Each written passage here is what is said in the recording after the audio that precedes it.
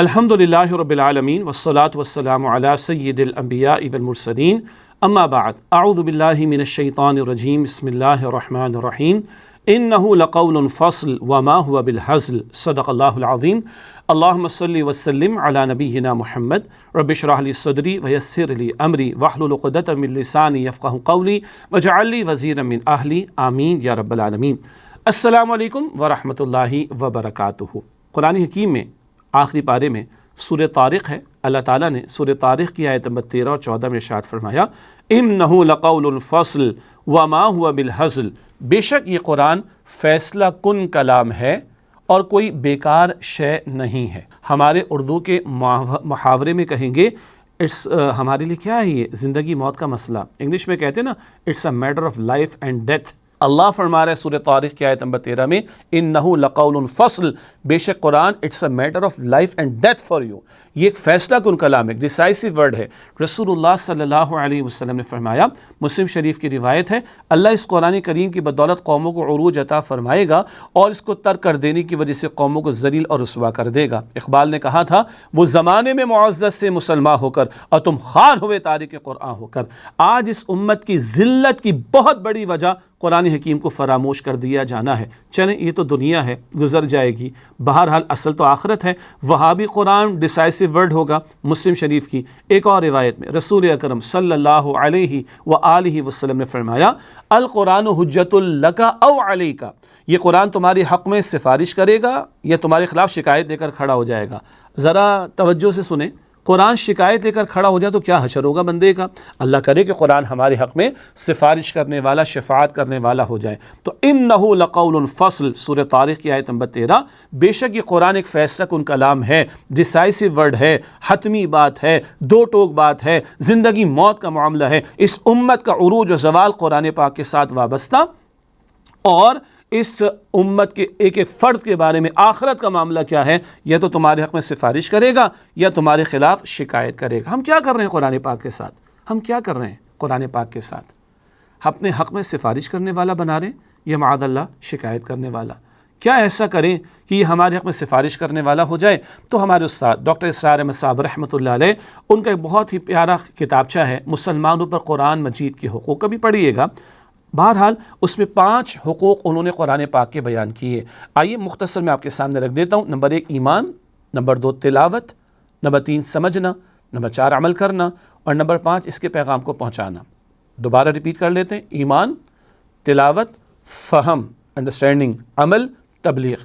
قرآن پاک کا حق ہے اس پر ایمان زبان سے بڑھ کر دل سے بھی رکھا جائے۔ دل میں قدر و قیمت جس چیز کی ہوتی ہے نا، عمل ثبوت پیش کرتا ہے۔ 16 گھنٹے کی پروفیشنل اسٹڈیز ہم سب نے کی ہیں، اکثر نے، ہمیں پتہ ہے نا ایک پروفیشن میں پرسو کرتے ہوئے اس کے اندر ایکسل کرنے کی اہمیت دل میں ہو تو 16-18 گھنٹے بندہ آرام سے اسٹڈیز کرتا ہے، راتیں کالی کرتا ہے پڑھائی کے اندر۔ اللہ اکبر، دل سے قرآن پر ایمان ہوگا تو حقوق ادا ہوں گے۔ اگلا حق ہے نمبر 2 تلاوت۔ تلاوت آداب کے ساتھ، تجوید کے آداب کے ساتھ، دیگر آداب کے ساتھ اور مستقل بنیادوں پر۔ نمبر 3 قرآن پاک کا حق ہے اس کو سمجھنا۔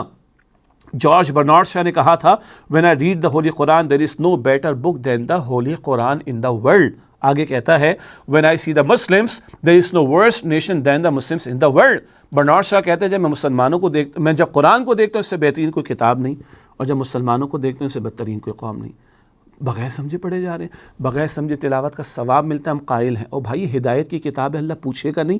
دنیا کا ہر ٹیکسٹ، ہر میسج، ہر نیوز سمجھ کر پڑھتے دیکھتے ہیں، قرآن پاک کو بغیر سمجھے۔ تو تیسرا حق ہے اس کو سمجھنے کا اہتمام کرنا۔ ترجمے تشریح سے آغاز کریں، قرآن پاک کی زبان بھی سیکھیں اور آگے بڑھیں گے انشاءاللہ۔ نمبر 4 قرآن پاک کا حق ہے اس پر عمل کرنا۔ یہ گائیڈ لائنس اللہ نے دی ہیں۔ دنیا میں ہر چیز، کوئی اکوپمنٹ لے کر آتے ہیں، کوئی مشینری لے کر آتے ہیں، گائیڈ لائنس ہوتی ہے، فالو کرتے ہیں نا۔ تو پھر دنیا کی موسٹ کمپلیکیٹڈ مشین تو انسان ہے، سبحان اللہ۔